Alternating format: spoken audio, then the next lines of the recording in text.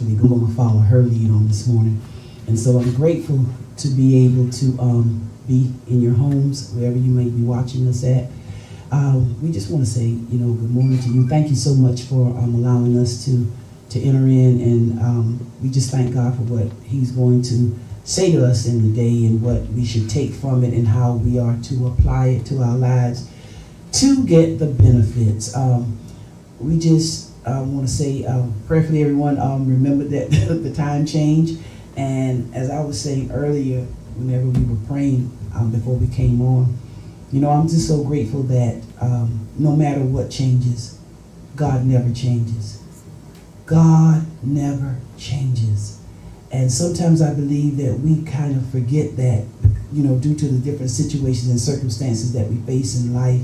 Not maybe always on a day-to-day basis, but throughout our life living, we sometimes forget, that God don't change. And what I mean when I say that is this: whatever he's already said, that's what it is. Whatever he's already told us, that's exactly what you can expect, because that is what it is. And sometimes I know we often maybe feel like we have a difficult time holding on, trying to remember, and especially in places, when things are going good, we can remember what he said. But whenever things come at us, sometimes we have a tendency to forget what it was he said. But if we would just keep what he said daily in our hearts, see, that's the key. We have to hold fast. That's what it means. You have to hold fast to what his promises are. And that's what he loves on today. And I'm getting ready to be quiet, and I'm getting ready to turn it over to Danielle. But that's what God truly loves. He loves his promises, because the word lets us know that all the promises of God in him, see, he can give it to you, but if you don't stay in him to receive it, see, we always have the tendency to forget what it is he said. So whenever things come to shake us, to move us, to try us, we literally do not have the foundation of what he said to keep us steadfast in that place and to cause us not to move off of it. With that being said, thank God for the different changes that comes, just to prove to us that he's still God and he remains the same. Danny?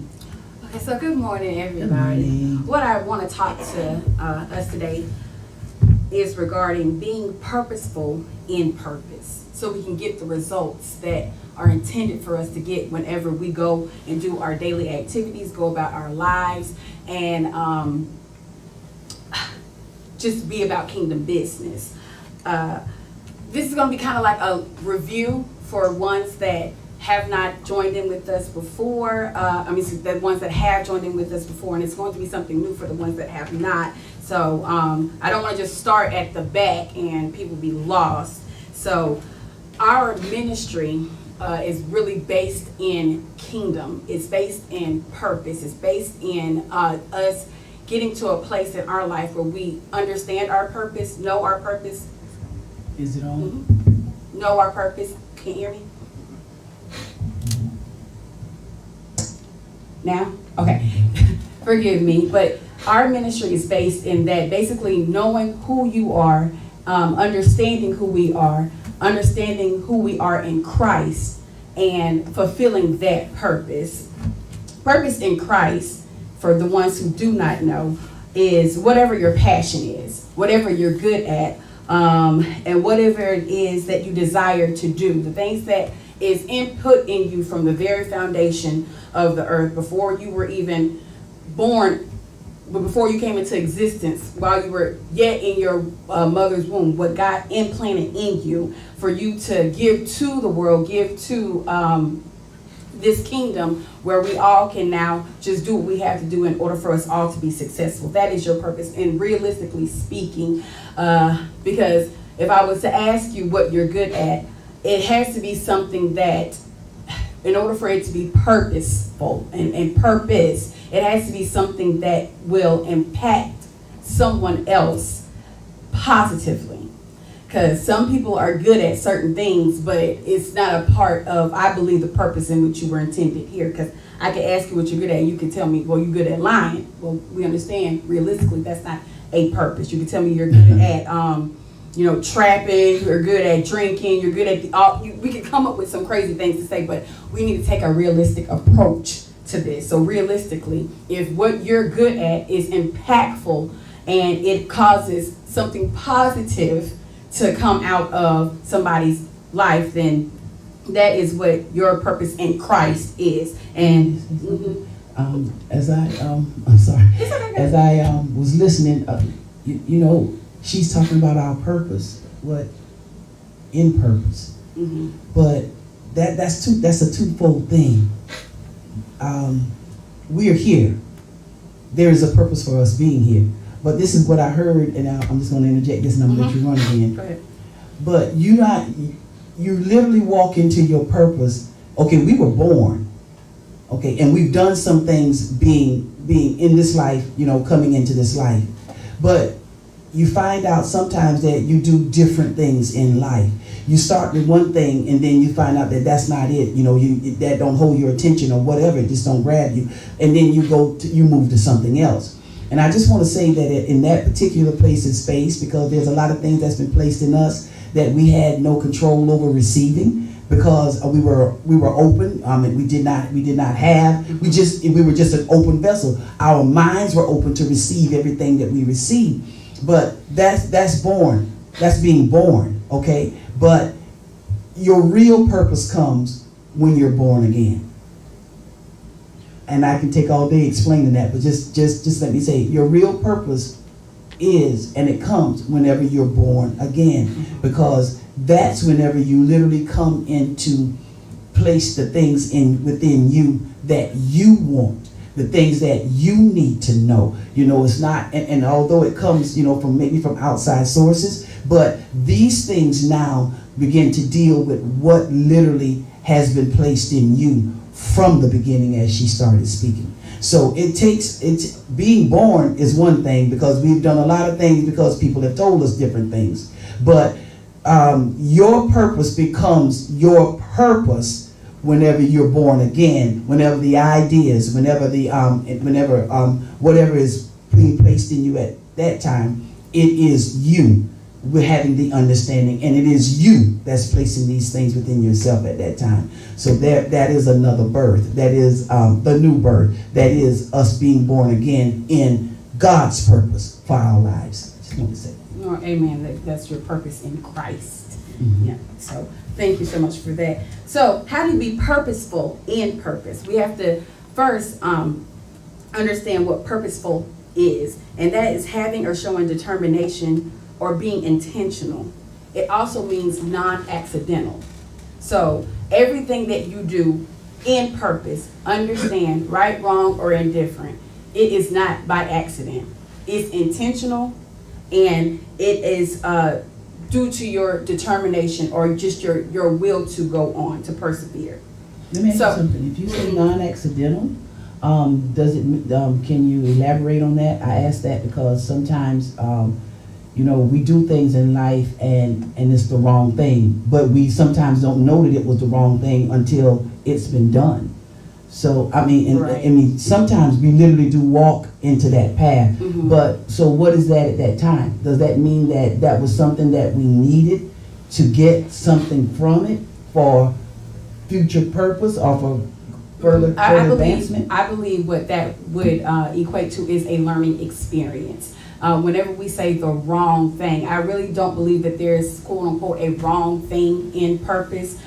You may just get a little off track. You may get a little out of the way, but it all, I believe, from kingdom experiences, it comes to either redefine, realign us, and yet realign us and let us go forward in the purpose that God has designed for us. So I don't think that it's necessarily wrong. I just think that sometimes whenever we're off, these things must come to get us back on track.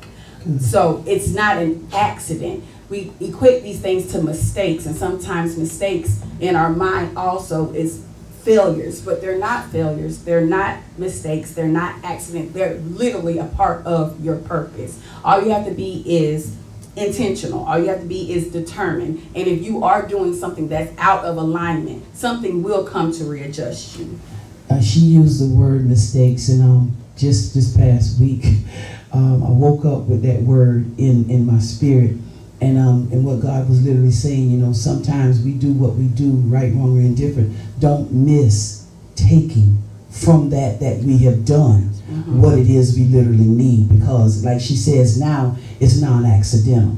You know, so I mean, it comes, everything, if we would look at it, everything comes and it serves a purpose. Absolutely. If it's nothing but to get us in our purpose. Absolutely. Do not miss whatever has been done. Don't miss taking from that we have done, or what was done to us, what it is we need to fulfill our purpose. So, whenever we are determined, whenever we are intentional and understand that nothing is by happenstance, nothing is an accident, it will cause us to do certain things. Just going back to what she was talking about as far as it's a mindset. And we have to keep a intentional mindset, because if we don't keep this intentional mindset, if we don't keep a determined mindset, then we can fall behind or fall outside of what purpose is, and also being purposeful. It will cause us to get comfortable. So the main thing that we must focus on is not to get comfortable in our purpose.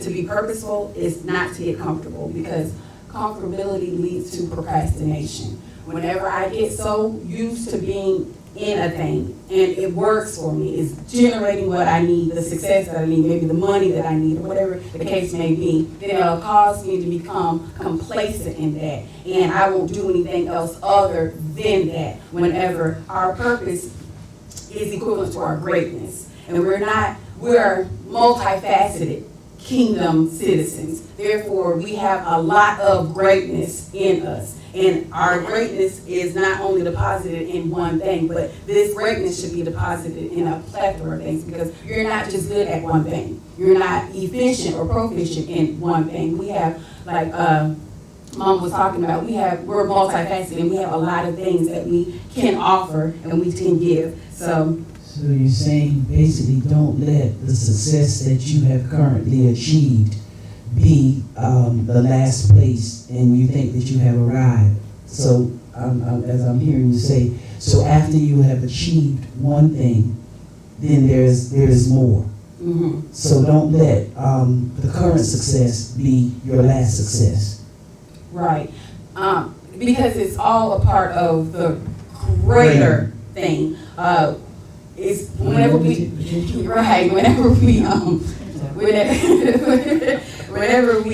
certain things and we just stop there, it limits us. However, we have a plethora or of unlimited potential, as was stated. So whenever we find ourselves getting comfortable, what we should do is readjust and realign. Get out of the house, get out of the place where rest comes easy to you. Because this is not a time whenever we're actively participating in this, in the pursuit of purpose or being purposeful, is not a time for rest. There is a time for rest, and I'm going to get to that, but at this moment in this time, it's not a time for rest. And sometimes rest is conducive to the environment in which you are in. For me, I don't get anything done once I get to my house. I am most active whenever I'm outside of my house, because the moment I get into my house, then I beeline for my bed. I do the things necessary to get me to a place where I'm ready for bed, but it's not anything that is according to getting me active in my purpose, getting me out to do the things that is going to cause my purpose to become successful. And I know sometimes I'm not the only one. Sometimes you probably run into that problem as well. It's not a problem, but you just run into that situation as well, where you get to a place where it zaps all your energy and you cannot do anything past that point. So even if you have to get up and go to the park, get up and go to McDonald's, get up and go to the library, anything that's going to spark something in you that's going to motivate you now to become active again. She said it's not a problem, but it is a problem, because as she used the word currently, earlier she was saying procrastination.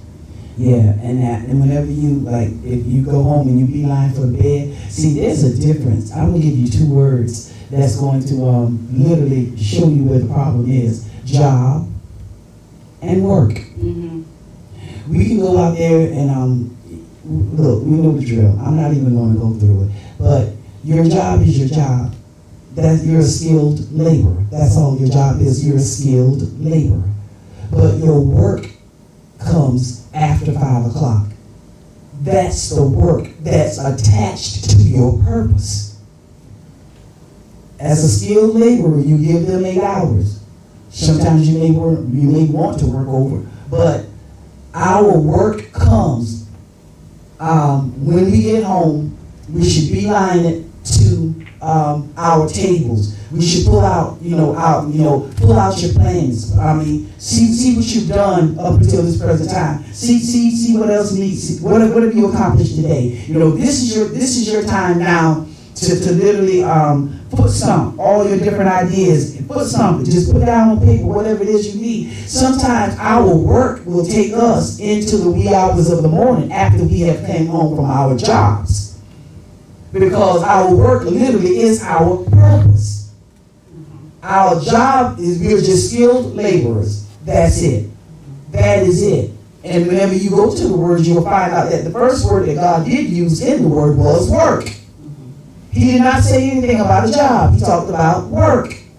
And our work is attached to our purpose. Look at what he told Adam. He said he didn't even allow rain to cover anything, the vegetation, anything. He said because he first did not have no man to work it. Work means to manage it. He did not have that. He didn't say that he wasn't going to pay him. He wasn't going to pay. Our job literally is your salary. But your work there's not a cost to your work. You provide and you set your own fee for whatever your work is, because whenever you go home, as I said, you literally go into your work. You literally go into what your purpose is for literally being here. And that means that you have to, shake off the 8 hours and, gird up the loins of your mind and stuff, and now get together and put stuff down on paper, see where you're going from here. Because eventually, you're not going to be a skilled laborer anymore. Eventually, you're going to, as this whole kingdom greatness purpose, kingdom faith, all this stuff is built. It's just God is just trying to get us back to the place where he's called us to. And that is to be able to know what that gift is that he has placed inside of us. Find that gift, work that gift up, work it out, and serve that gift to the world. And then that way, nobody tells you how much you're worth. Nobody puts a salary, nobody puts a wage on the hours that you work.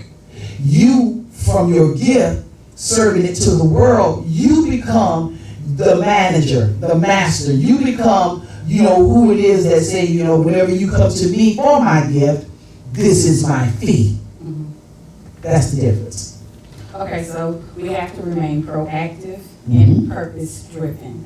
So try and find places, whether it is your dinner table or just wherever you can find a place where you can remain energetic, remain proactive, and rest does not come easy to you, or it's not afforded to you an opportunity to lay down or for you to stop. It gives you purpose-driven characteristics and qualities. Okay. The next thing is to make sacrificial investments. Before we get to that, it's just get up and go. If you see, prior to this, if you see something getting at you where it's bringing you down, just remove yourself from that place. Get up and go someplace else, because as a free moral agent, you have that capability. You have that right to. So make sacrificial investments. What God explains to me with this is God takes care of all of our needs. That's what his word says to us. That's what our Constitution that we are provided to live or frame our lives by lets us know. God provides everything that's necessary for us in life. So after the necessities, we have to think before we spend. And that is inclusive, but not exclusive to the money that we have, the time that we have, and the resources that we have been given.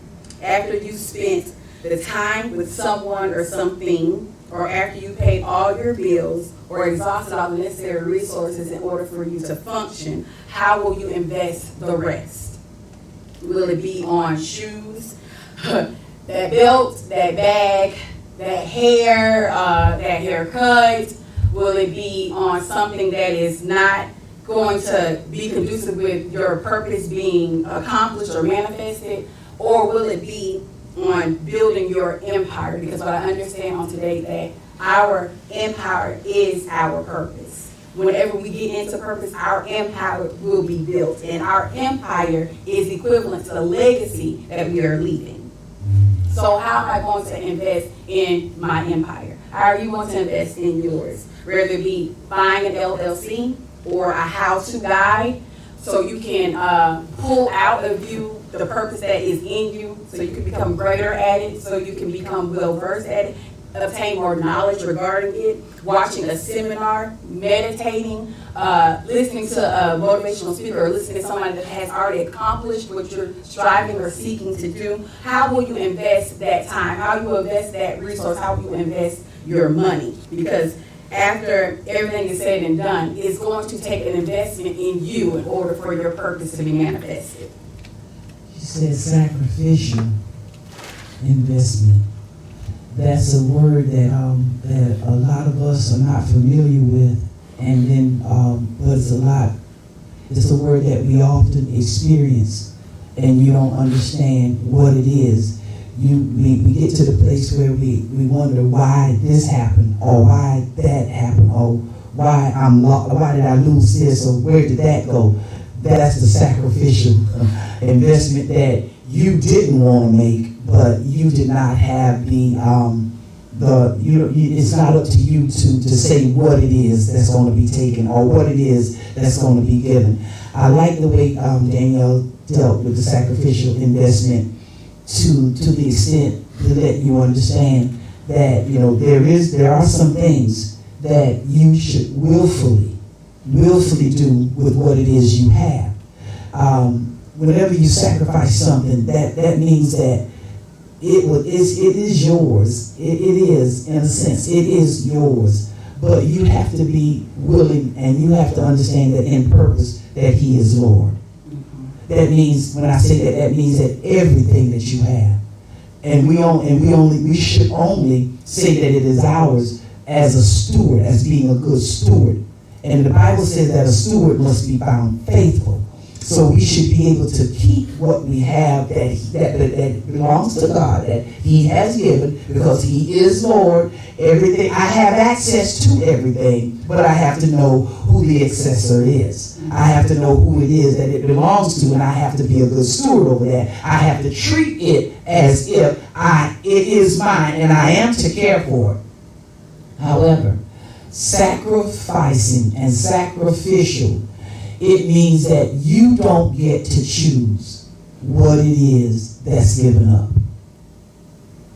And we try, so what we do in places and spaces is we give up something that we say to ourselves. It'll never come out of our mouth. It'll only come through our action. And we'll give up something. Now, an example, let me give you an example. Okay, I got a fur coat, and then I have a rabbit jacket.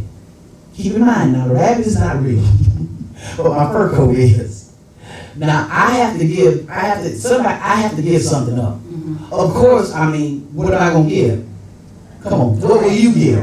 You gonna give? And come on, you all. That's just how we naturally think, because we always believe that what I have, and we go to this place. I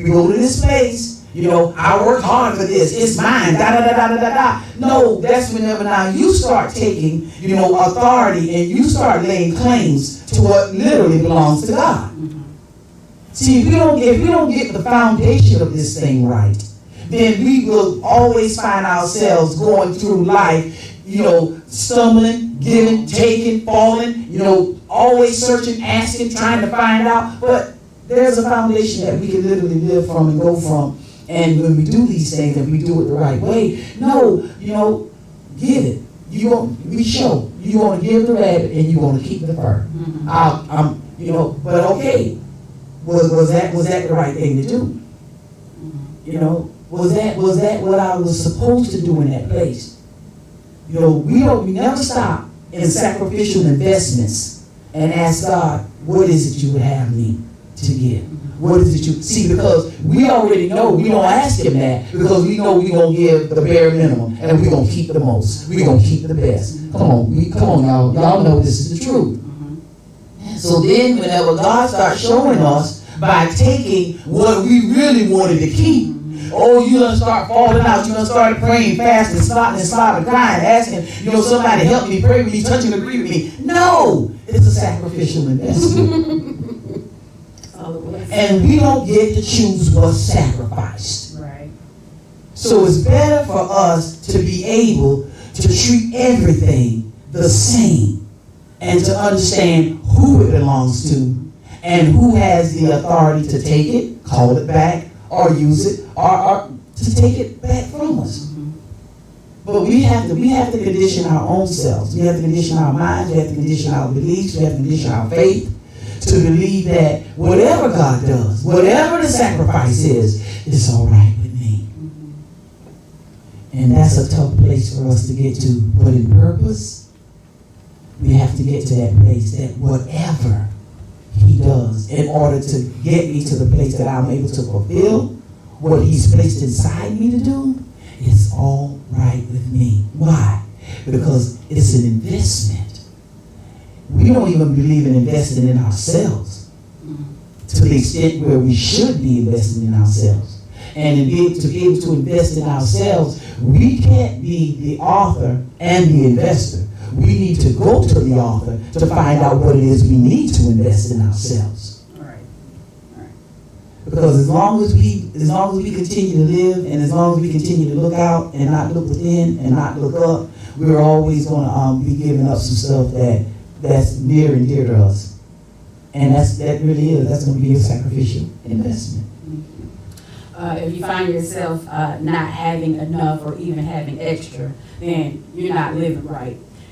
Simply because, and I'm not trying to be insulting, that's just based on the Constitution, because God has already provided. There was a conversation that Mom and I were having, and I had brought back up to her what she had taught us. It was so many years ago, even before we got into Kingdom, but it was so true then and as it is now.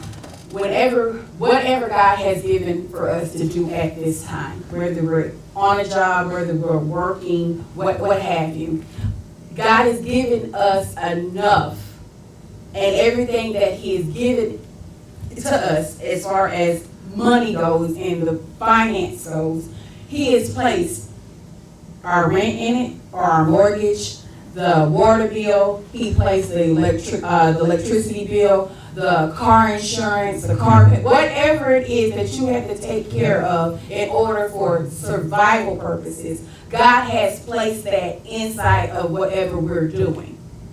And he's also given us extra. Now, if you don't have enough, that does not mean that something's wrong with God. Come on. It means that you're not living right. If you don't have enough to pay your bills on a monthly basis, you're not living right, you're not giving right, you're not doing right. And if you don't have a surplus, because that is a benefit in Kingdom, then you're still not living right, you're not doing right, and you're not giving right. So we just need to realign and readjust.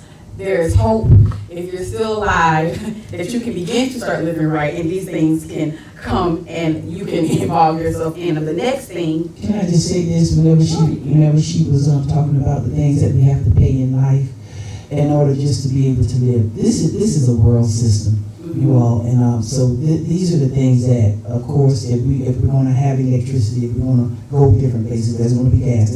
We understand utilities, and we understand the word utility bill.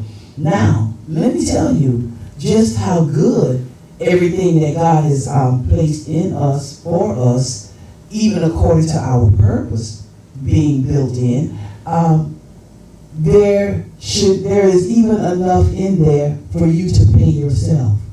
Right. Yeah, I know this is so foreign. I work so hard. I ain't got enough. See, we literally have to check out our beginning. Check out your beginning. And I'm gonna say this, and this is gonna ease some people's heart and mind, but it also is going to after it eases your heart and your mind, then you still yet have to begin in order to be able to get everything that's built in and to be able to pay yourself too. There's been so many things, us being open at the beginning, there's been so many things that has been dumped into us that cause us to believe how we believe, and that's why we do what we do. Mm-hmm. Because you are the sum total of what it is you believe, what it is you think. That's who you are. And if you've been told that you got this job, we're always seeing more than where we are. Mm-hmm. Let me say it like that. We're always seeing more than where we are. That's not bad. It's just that you have to know where you are and understand what it takes to get to more. But we don't live like that. We see more, and we knowing where we are, we go ahead and we reach for the more. We extend ourselves out. You overextend yourself. Then you go and you make bills. You get credit cards. You do this, you do that, you do that. Come on, we all know the situation that we're in currently. You know how you got there. Nobody have to tell you. You know how you got there. I know how I got there. So what do we do with what it is we know? It goes back to another teaching. It goes back to you have to have enough information. And the information has to be qualified information. And whenever you receive qualified information, you have enough then to make an intelligent decision.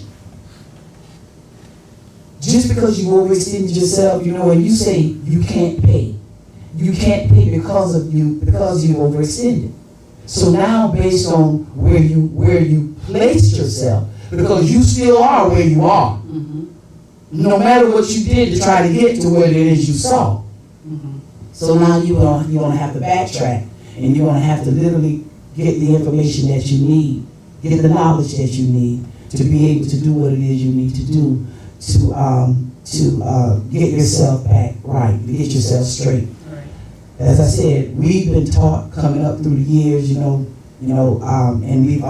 we've some of us have heard our parents say, we've even said, I work so hard, and it seems like can't meet ends meet. We also heard, you're robbing Peter to pay Paul. We also heard, you're living from paycheck to paycheck. All these negative things. Regardless to whether or not that's what the condition is, you speak what it is you want it to be. You get the information that you need to be able to change the situation. Because if he told me, and I know he told you, and if you don't know what he told me, it's because you didn't read, where I was reading. You didn't go to where I was going. But he told me, he said, don't take no thought. Take no thought for what you gonna wear. And see, that's the problem. You get a little extra, you want to put it up, you want to put it on your back. He said, take no thought for what you gonna wear. I take no thought. That means that I got this covered. Right. I got this covered. But what we lack and what we always use, see, you don't know, as Danielle was saying earlier, how to give. You don't know where to give. You don't know where to put the sacrifice. You don't know where to invest. You don't know these things because of where you are and what you see. Where you at? And they don't have the quality, qualified information like you. Oh, you not playing. Right. See, you got your own answer. She loves me. She think my mama is really out there. But I'm just literally living, and I'm trying to give you, you know, the real deal. We're not trying to dress nothing up here. We just talking and telling you the truth. Because in order to get where you got to go and to get what it is you need to get there, you're going to have to know where it is you are and what it is you're doing wrong. You know, and that when that correction comes to change our path. Mm-hmm. You know, and if you can receive it, then you know you can attain it. You can attain it. And I just wanted to say before Danielle turn it on, listen. They told us a whole lot when it came to our money. And then whenever we received our monies from our work or wherever we got our monies from, it became ours. And so with us being clenched like this, it's mine, it's ours. And then now let me be, do I have enough?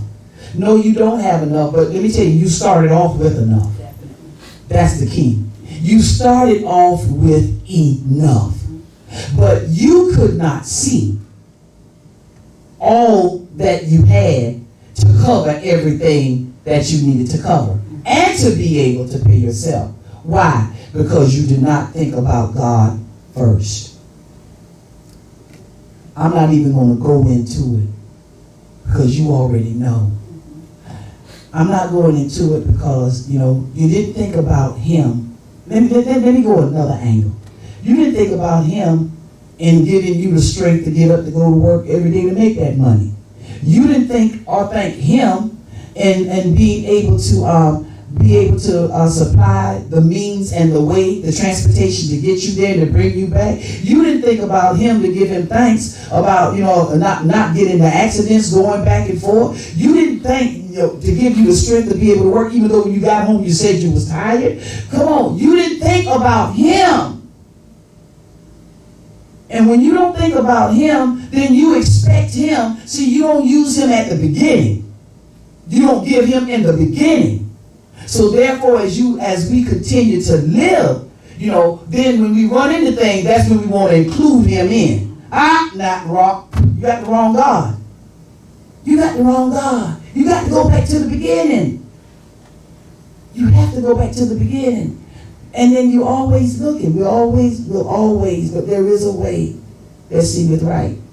And I'm telling you, those ways that seem right to us, that we go into, you see where it lands you.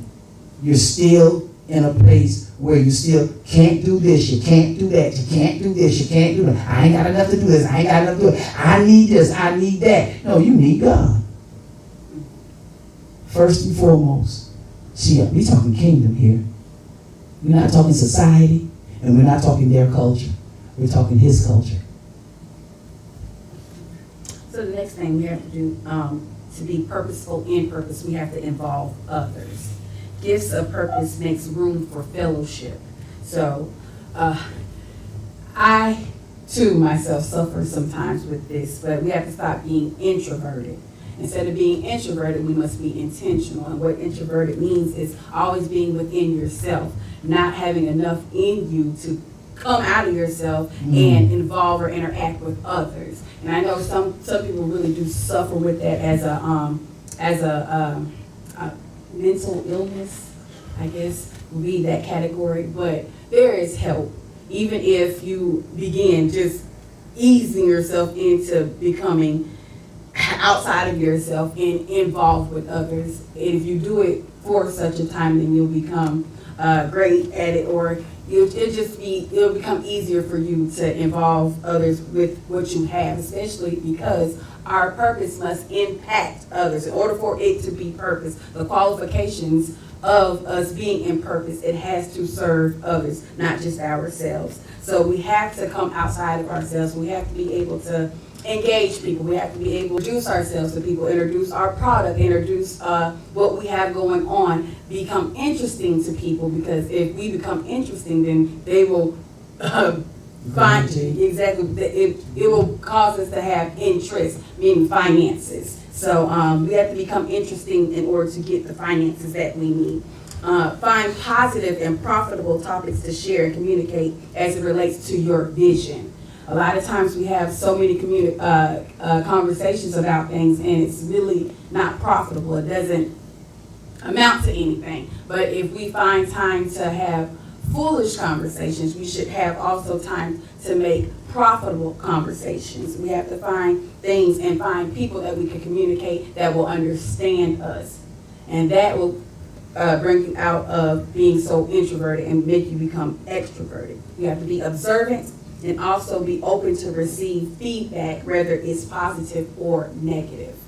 And a lot of times we have difficulties putting ourselves out there because of what we feel like people might say about us. But be mindful of yourself and the energy you return to others. Because that's also very, very important in purpose. If you go out and you always have the screw face, or if you go out you always looking mean, which I also have a problem with that as well. I'm really not a mean person, but I guess it's just the way I hold my face sometimes. It's a turnoff. It's not attractive to people. And what we have to do is we always have to participate in the law of attraction. And that is, if I'm going to be a friend, I must first show myself friendly. And don't return negative energy if negative energy comes to you whenever you're striving to become engaging or having encounters. The Word of God tells us in Jeremiah 1:8 not to be afraid of men's faces, because God is there with us and He will deliver us out of whatever the situation is if it becomes a negative situation. So we don't ever have to have the fear, or we don't ever have to have the reservation or be timid, because we understand that what we're giving out is according to our purpose. Whenever we see men, don't see men and their faces, but see God in everything. And I believe that will help us to become more vocal and help us to communicate better. And also, misery loves company, but so does positivity. You can be happy, you can have joy, you can be positive, and you can also change the atmosphere where it is dull or where it is not conducive to happiness. So if we put out positivity and be intentional, we'll get positivity back. She had something to say. Okay, the next thing is to establish a support system. And I got that from Ecclesiastes 4:12, where it says that that we're stronger together. The three-pronged, it's not easily broken. So establish a support system. Find like-minded individuals to vibe with and surround yourself with people that are on the same level or on the same frequency as you. Find those people, because we are stronger together. Make moves with move makers.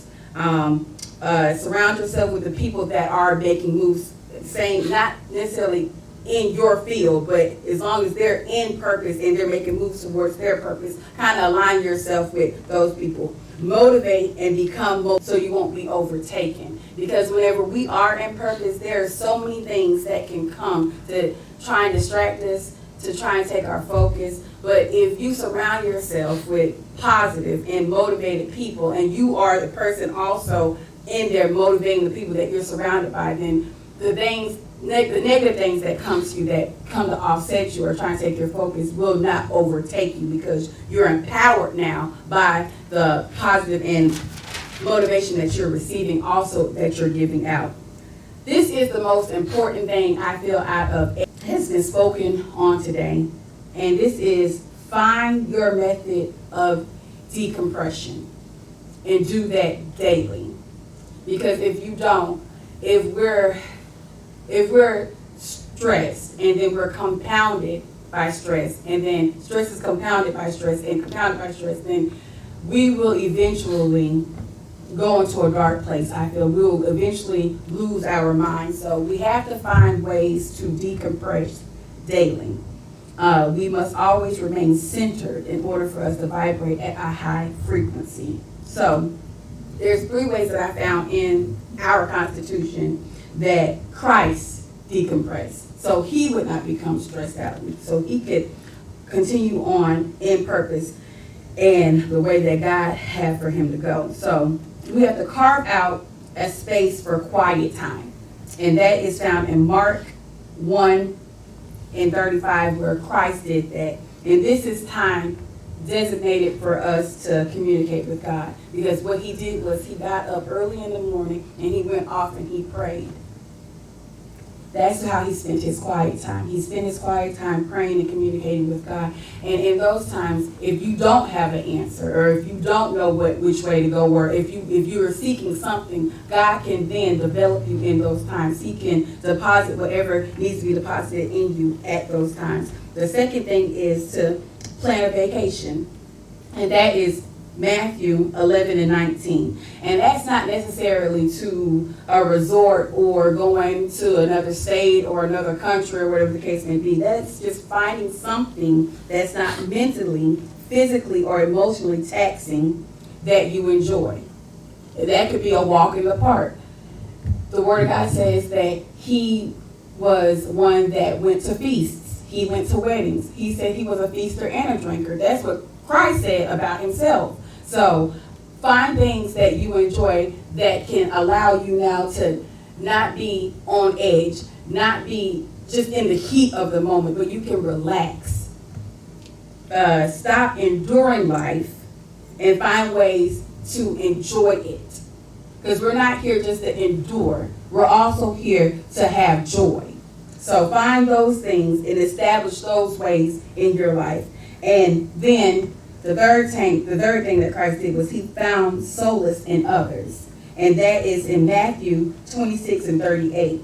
Bond with people that promote peace and a healthy mental status. Don't get with the ones that's going to have you revved up and always excited about stuff that you don't need to be excited about. But find people that promote the peace that you're supposed to have in order for you to just sustain the calmness that you need. Because there has to have a balance in our life. We have to have balance. We can't be on 10 all the time. There has to be some times in our life where we calm down so we won't go crazy. This time is a time where we have to avoid all people and things that inhibit this practice. So if you inhibit my peace, this time that I've set apart for myself at this, I can't involve you in it. So if that means turning off your phone and not accepting certain phone calls, turning off the television and not looking at certain shows, because energy is transferable. Anything that you see, anything that you hear is going to equate to something that is going to energize you in some kind of way. I remember one time, I used to watch a lot of fights on YouTube. A lot of fights, craziness. Whenever I was young, just craziness, a lot of fights. And I found myself being a little bit more rowdier whenever I would watch these things. But whenever I didn't, I was a little bit more calmer. Just an example of how energy is transferred. Whatever you give yourself ear to, whatever you give your eye gate to, that's what you're going to become. So find things that's going to promote peace for you at that time. Because this time also is specifically designed for reflection, recharging, and renewal. Because sometimes a lot of us are burnt out and we don't even understand or realize that we are burnt out. And there's sometimes that a lot of us are burnt out and we do realize that we're burnt out. And that also will lead to not only procrastination, but that leads to a shutdown. And you can't be shut down and purposeful. You can't be shut down and intentional and determined to live in your purpose. And I just want to make known that a lot of times we think that once we get to purpose, that's it. But purpose is not just a place we get to. Purpose is everyday life. When you're living in purpose, it's just not a designated area. Like 10 months from now, I'm going to find something and that's what it's going. No, from this time all the way through the time till I get to the 10 months, I should be living in purpose. Everything each day should amount to what it's going to take in order for whatever's going to manifest in those 10 months to manifest.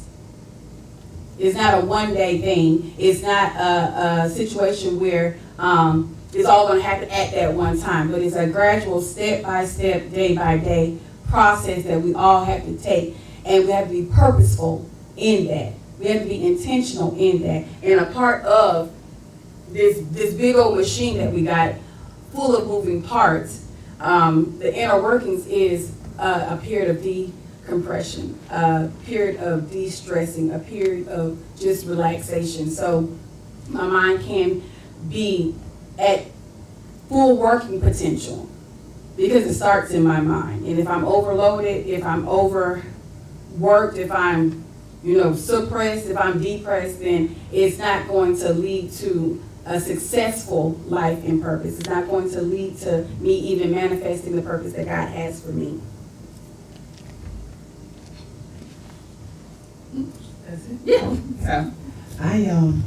As I was listening, I wrote down earlier, and I thank you so much. This has really been informative, and I bless the Lord for it. I just have a question that I want to leave with everybody. Danielle spoke about introvert, and when she said that, I literally wrote down, I said, stretch your mind. And beside that, I said, it's mental. And then beside that, I said, you can go beyond what's in you and open up more of you to be able to receive what you need to get you up out of what it is you're in.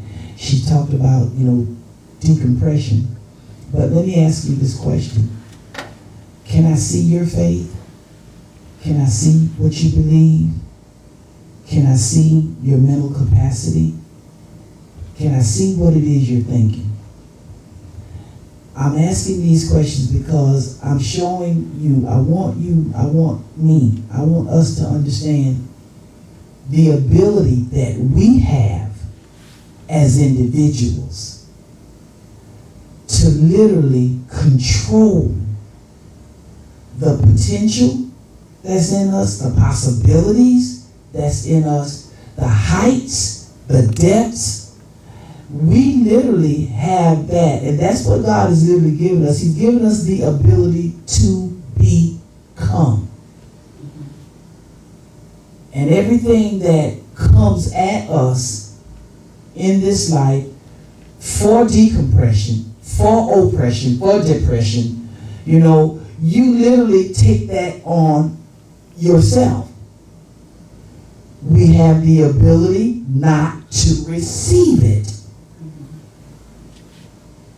And when you do receive it, then there is an action or a reaction that we get from one another that then labels us as. And in that place, yes, we ourselves know I need help, but stretch your mind. Literally, stretch your mind. You have the ability, I have the ability to stretch my mind because these things are mental. We all are nothing but a great big ball of energy. And whatever we face, whatever we come to at the end of the day, whatever it is what we give way to. It's what we give way to. And it's time out for us saying, you're talking about my peace and my energy, when we literally have the ability and we are in control of whether or not anything takes it. They don't take it. You surrender it. You surrender it. I don't care if you react to whatever it is, then in every reaction, that is your release. You are giving it.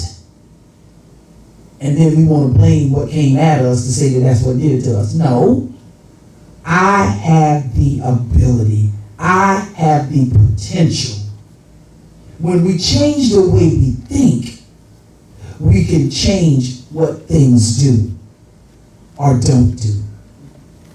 Because all these things are doing is just coming to cause us not to get in purpose. Or sometimes, since we're doing what we're doing for our purpose, you have to decide which one. But whatever decision you make, get enough information. Know enough about what it is. Study it enough. examine it long enough to then be able to make a decision on what it is you're going to do, whether you're going to receive it, whether you're going to reject it, whether you're going to allow it in.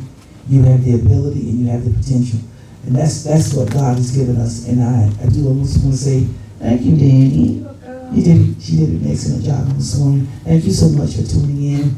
We invite you to go to all our social media platforms. That's YouTube, Crossroads Christian Ministries. You can type it in the search engine. For those that are already subscribers, thank you so much.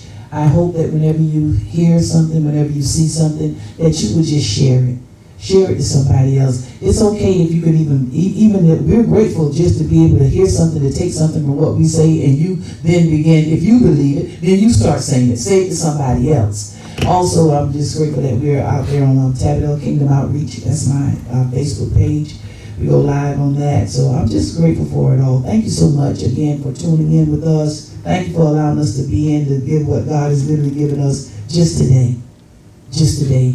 And if we continue to just build from what we have today, we're going to find just how that there is no height nor no depth that God will not take us to and then bring us through. So blessings to you on the day. We trust and we pray that your upcoming week is going to be foundationally set, and you're going to run and you're going to increase both in knowledge, both in understanding, and you're going to use the wisdom that God is going to give from up above to do whatever it is you need to do in this upcoming week.